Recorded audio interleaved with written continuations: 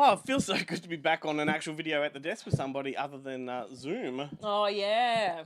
Hello to everybody watching. It's a Thursday night. We're here to do... Malzy, by the way. Malzy recorded Monday's show with me, sans Ben. Ben's busy at Monster Fest. So. It was about I know. Christmas. Look at you, Horror. so festive. So and festive. I'm not. I've got a red shirt on. Count? I'm It's alright. It's alright. I've got enough going on for the both of us. I'm reserving my festiveness for our final episode. How about that? But you know what? We're drinking Fireball this week, as we do when Malzy's here. And we drink Fireball, normally we mix it. We're drinking it from cans this time. But what we've discovered is that it looks like piss when it comes out of a can. We usually use cloudy apple juice. Cloudy, yeah. Anyway, But it's still pretty cares. good. Nobody cares. Yeah. We Even if we were drinking piss, no one would care. No, they wouldn't. No. Unless we told them. No. What the Like, fuck? they're just like, why are they like wincing when they drink? And now they're thinking, how many have they had? Not as many as usual. No, that's I true. would have thought. That is true. But we're here to do our lucky dip video, which is I've tailored this one horror only. Thank you. And I still won't. So I've got, and that's kind of festive almost. Yeah, that is festive.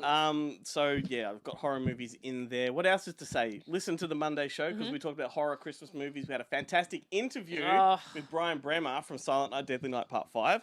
The Toy Maker. Also from Pumpkinhead. Yeah. And also from Society. And Spontaneous Combustion. Yeah. As, we could go. as the rest of the video. As he pointed out, though, Pumpkinhead and Silent Night, Halloween, Christmas, perfect. Perfect. Oh, and I still haven't admitted the fact that I haven't ever seen Pumpkinhead because there's kid stuff in it.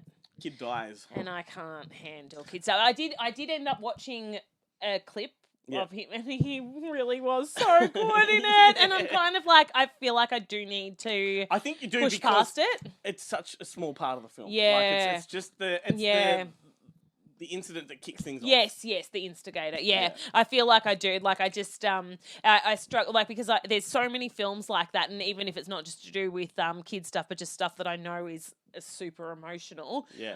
That are all on the back burner for a day where I feel like I can deal with that. Yeah. And we're still waiting for a day where I feel like I can deal with that. But who knows? Who knows what's around the corner? But no, And maybe so long more as emotionally. so long as you can bring yourself to watch able. it when it's not Halloween. Yes, yeah. That one I never It's not- considered as a Halloween film, but it kind of is. Yeah. All right, let's open this baby. And All right. You want to go first? Sure. There you go. There's a lot in there. You've done well. Took me some time. I bet it And did. all of that's just going to get poured into the other one afterwards. This like first cab off the rank. Yeah. This lucky dip is so much better for me.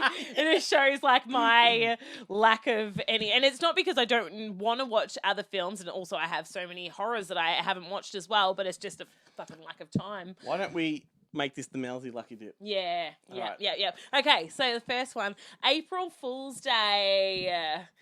I'm actually thinking about showing that at Blood Ritual next April. It's such a fun movie. So good. Yeah. And it's a movie you don't want to talk too much about, but it did come at a time when you had all these Halloween, all these holiday themed horror movies and slashers. And I hadn't seen it for many years, like many years. And when I watched it, probably, I don't know, a handful of years ago again, I'd forgotten what happened. Oh, yeah. So I knew what the twist was, but I forgot that there's like twists upon twists. Yeah. And it's really good. And it's got Biff from Back to the Future in Yeah. it. He was in quite a few things back then. You forget that he got the role of Biff because of the other stuff he's done. Yeah. No, it's really good. But don't watch it now. Come to our potential screening in April. Hold off. And I mean, we talked about only on our podcast. We talked about only watching Christmas movies at Christmas time. Yeah. So Yeah. April Fool's Day is only one day of the year you can watch and before midday. You have to watch it in the morning. That's right. Otherwise, you didn't watch it at all. Yeah, exactly. All right, what do we got? We have got From Dusk Till Dawn. Oh, yeah. Classic. That is Robert Rodriguez, written by Quentin Tarantino. Yeah. Back in my Tarantino fanatic days Yeah. in the 90s. That Salma was Hayek. Selma Hayek, Juliette Oh. Lewis. Yep.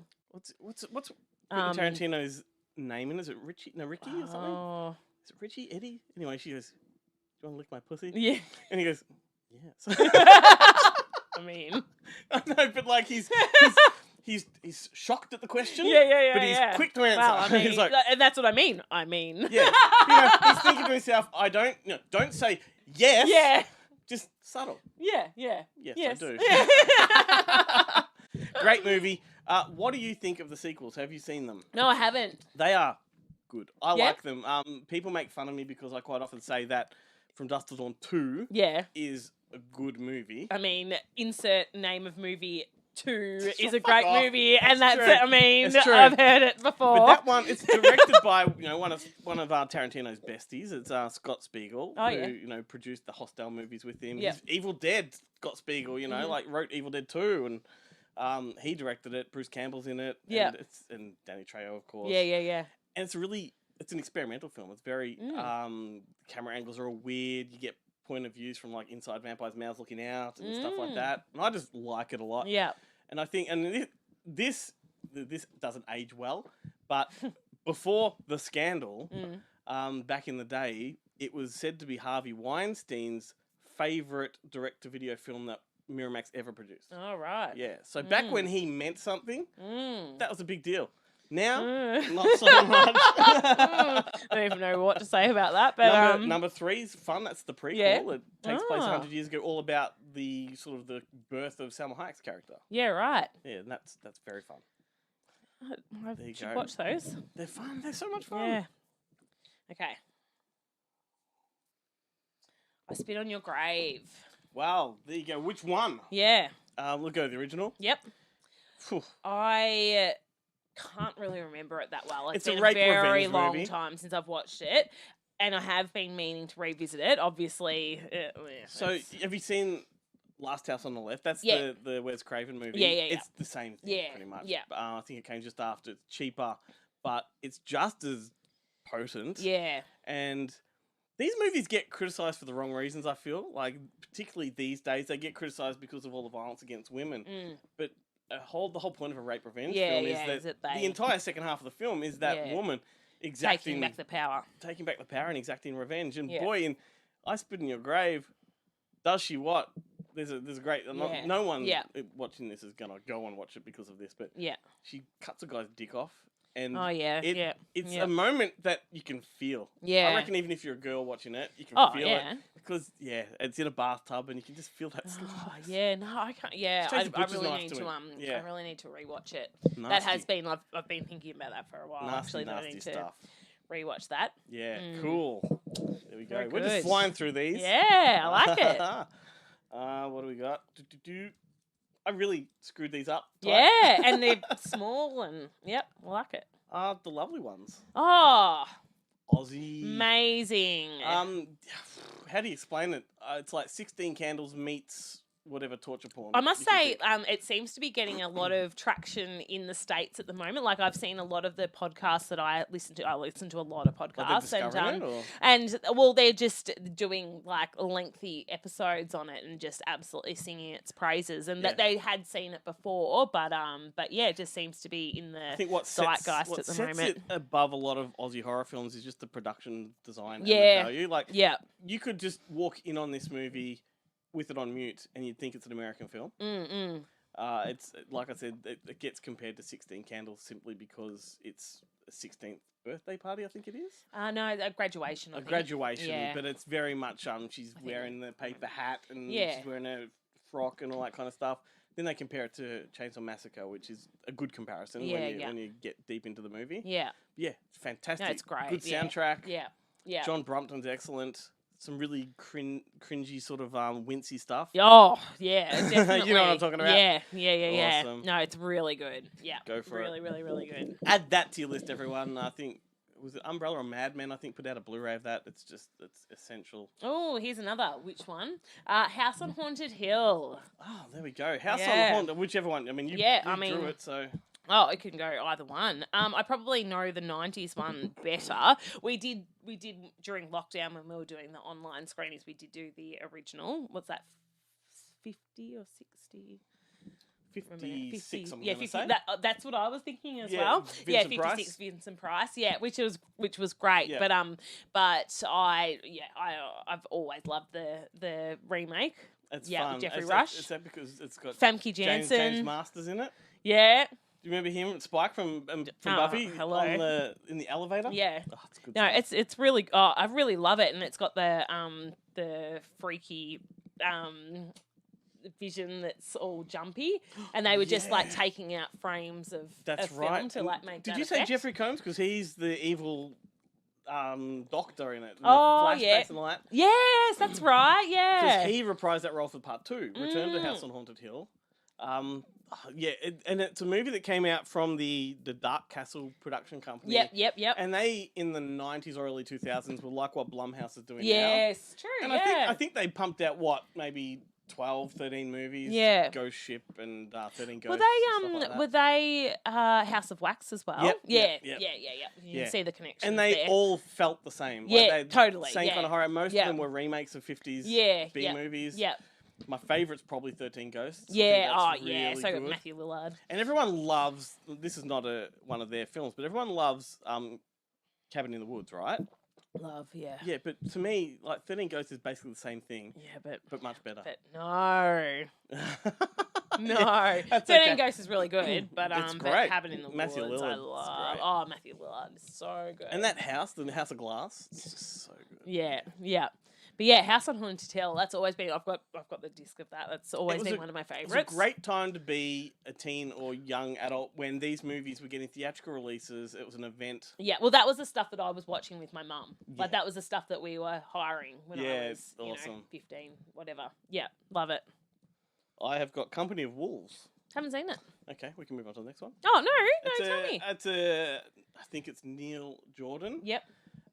It's a take on Little Red Riding Hood. Yeah. Oh It's yes. got Angela yes. Lansbury in it, and the most famous scene is like an outdoor sort of dinner sequence where all the people prim and proper. It's very period piece, and that's the best thing about it. It's a production design because it's very much like a Tim Burton-esque, Sleepy Hollow kind of production design.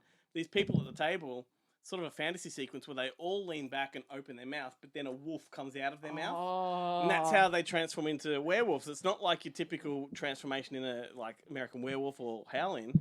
The wolves come out. Whoa. Yeah. And you know what they say? We're werewolves, not swearwolves. Fucking hell. That was lame, but funny. I don't know how to feel. We're werewolves, not swearwolves. But yeah, so Company of Wolves it's a good one. I do recall watching it probably 5 years ago and thinking it's not as good as I remember from when I was a kid, when I was just sort of engrossed by that image. Yeah. But I reckon I'd probably watch it again and get more out of it. I don't know. It's just an interesting one because it's not. There's not a lot of substance story wise. It's all the visuals. Yeah, right. It's like a music video, pretty much. Yeah. All right. Oh, this is great. This is great. I love this. John Carpenter's Vampires. John Carpenter's Vampires. Probably watched that about a year ago. It's I pretty haven't good. seen it. It's pretty good. Haven't seen it. It's not considered one of his greats. Yeah. But his reason for making it was that he always wanted to make a Western. Mm-hmm. And he'd become the master of horror that he is. Yeah. So he made Vampires, and it's a neo-Western. It all takes place in the desert, Dust Bowl. Was it before Ghosts of Mars or? Yes. Yeah. Ghost Mars, I think, was the next one. Yeah, I was thinking that. I think. And it had James Woods. He's really good in it. And a bunch of others I can't remember off the top of my head. But it's very much feels like we talked about From Dusk to Dawn 2. Mm-hmm. It feels like that. Yeah, right. Yeah. But that was a trilogy too, because they did part 2 was Vampires Los Muertos. with Yes, John Bon Jovi. Yes. And then a third one that very few people know about called The Turn-In, which is where they take Okay. the vampire concept from those films and put it into like an Asian context. Oh. So like Asian vampires. Yeah, and that's not bad. It's not great either. Yeah. Yeah, if you like dodgy direct-to-video movies, Yeah, then yeah. you know it's not a waste of time. How many more are these we doing? How long have we been going for? I reckon about 15 minutes. 2 more? 3 more? All right. The Fly. Ah, The Fly. As Jarrett from the podcast will say, it's the greatest love story ever yeah, told. yeah, yeah. And it is. yeah, It's a really yeah. good love story, isn't Yeah, it? yeah, I do love The Fly. It never gets boring. I can watch it yeah. any day of the week. I haven't actually seen that for like many years. I Terrific. need to watch that again. Like, it's funny that it's David Cronenberg's probably most mainstream film. Yeah. And yet, in mainstream terms, it's still pretty full on. Yeah, for sure, for sure. Yeah. Jeff Goldblum, it's one of his best. Oh. Most memorable scene in that movie for me when I was a teenager watching it with my mates, because we'd watch all the horror films that are R-rated when we were teenagers. Yeah, and, yeah. Sleepovers. Jeff Goldblum's just starting to transform into the Fly, and he's looking at himself in the mirror, and he's got his fingernails. He's peeling his fingernails off. Go listen to Go Monday listen Show. to it, yeah. And he squeezes his finger, and just pus just flies Yeah, at the yeah. mirror, and it's really gross. And that's what I think of when I think of the Yeah, Fly. and probably what you And thought now of. Probably what you thought of when I was telling you the story No, earlier. Now when I think of the Fly, I'm going to think of your toenail. Yeah, which we haven't picked out of here yet. So No. Gross. Martin. George Romero. Yeah, Martin's a good. That's the vampire that kills with a needle. yeah, Yeah, that's a great film. Very unexpected movie from George Romero. I think. absolutely. Yeah. Haven't watched it in a very No, long time. me neither. No, But he made some great movies outside of the Living Dead. Or Yeah. the for sure. Yeah. what was the other one he did? Monkey Shines. Yeah. Night Riders was a good one. Yeah, yeah. But yeah, no, Martin. I just remember the image of him with the needle in his mouth, and then I think they're on a train when he makes his first kill, Yeah. and it feels like you're watching a porno. Like it feels like a snuff film. Yeah, almost. Like it's really yeah, grimy. And it's so grubby. great. Yes, yes. Yeah. But I need to rewatch it. No, 'cause I it's- do too. It's been a very long time. Maybe let's make this. I've one got it last at one. home. I need to. Yeah, I really do. Should we make this one the last one? Sure. All right. What's that? No What's pressure. that? Hellraiser 2. Oh, Hellraiser 2. yeah. A great sequel. I only just watched it Did recently. you really? What a Yeah. shame we didn't pull out number 3. Yeah. Number 2 is a fantastic sequel because it did the unthinkable. Like, you don't know where you could take part 1 Yeah. forward. Yeah. And this movie not only opens up a universe, Yeah. it creates a mythos. Yeah. Because the first film didn't have a mythos. Yeah. You know? Did you like it? Yeah, I did. Yeah. Yeah. The scenes with the guy with the maggots on him on a mattress. And he's got Oh, razor that blades and- mattress. Oh, that mattress was so gross. Yep. Julia was awesome. Yeah, and Julia, what they were doing with Julia in part 2 was what Clive Barker couldn't achieve in part 1 because he always wanted Julia to be the villain. Yes. Not yeah. Pinhead, right? Yep, Pinhead yep. was just an usher to. Yeah. He wasn't even called Pinhead in the first No. one. Then number 2, he's like, well, no, Julia is Yeah. the villain. So Well, he actually gave like Pinhead a backstory to like make him less. yeah, to make him sympathetic. Totally. Not Yeah. knowing that fans want a sympathetic villain, Yeah, right? yes. know? Like, no, he was trying to show. No, he's not the real villain. Like, look Yeah. at Julia. Yep. It's like everybody's still like, nah, just love this Pinhead guy. Yep. I mean, that's the thing because Julia's backstory is horrific. Yeah, Like, yeah. She's just nasty. Yeah. Right? Whereas Pinhead's backstory is like, he's Yeah, a nice guy. yeah. He fought in the war for Yeah, us. yeah. Yeah, Julia's fucking like evil in that one. Yeah, but number 2, it's kind of like they took it into a Nightmare on Elm Street realm as well because it's very fantasy based. Yes. and- Oh, for sure. Yeah. And if you ever read the book that Clive Barker wrote called The Scarlet Gospels, which was the official part 2 to his Right. original novel, but he wrote that like recently, like 2000. Oh, okay. Yeah. 18 or something like Yep. that. But that kind of takes the concept from Hellbound, which is Hellraiser Yep. 2, and sort of fleshes it out even more. So Yeah. it all takes place in hell, and it's, Yeah. very cool. Anyway, there we go. Just Okay. going off on tangents now. Okay. Thank you for watching, everybody. Thursday night, it's always fun. Yeah, you finished it. Hang on. Better finish this. I can't drink alcohol fast. Oh, I can. Oh, I know that.